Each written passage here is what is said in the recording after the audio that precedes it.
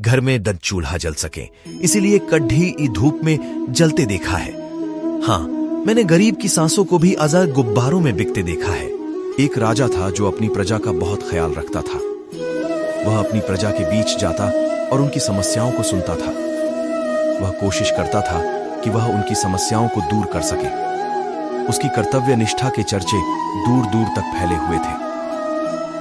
एक बार राजा अपने राज्य में भ्रमण करने के लिए निकले हुए थे। तब उनके कुर्ते का एक बटन टूट गया। ये देख राजा ने अपने मंत्री तो तुरंत बुलाया और उसे आदेश दिया कि वो गांव से एक अच्छे दर्जी को बुला लाए जो उनके कुर्ते का बटन लगा दे। ये सुन मंत्री ने गांव में दर्जी की खोज शुरू कर दी। संयोग से उन्हें एक दर्जी भी मिल गया। गांव में उसकी एक छोटी सी दुकान थी। उस दर्जी को जल्दी ही राजा के पास लाया गया। उस दर्जी से राजा ने कहा कि क्या वो उसके कुर्ते के बटन सिल सकता है। दर्जी ने कहा कि यह तो बड़ा ही आसान काम है। दर्जी ने अपने थैले से धागा निकाला और कुर्ते का बटन लगा दिया। राजा बेहद। इस पर दर्जी ने कहा कि इतने से काम के लिए वो पैसे नहीं ले सकता है। इस पर राजा ने कहा कि वो इसकी कीमत जरूर देंगे। दर्जी ने सोचा कि उसने तो बस धागा ही लगाया है, तो उसके 2 रुपये मांग लेता हूं।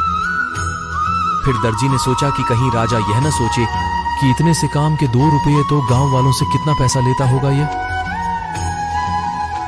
सब सोच समझकर दर्जी ने कहा कि वो अपनी इच्छा से जो भी देंगे वो ले लेगा। ये सुन राजा ने अपनी हैसियत के मुताबिक उसे 2 गांव देने का फैसला किया।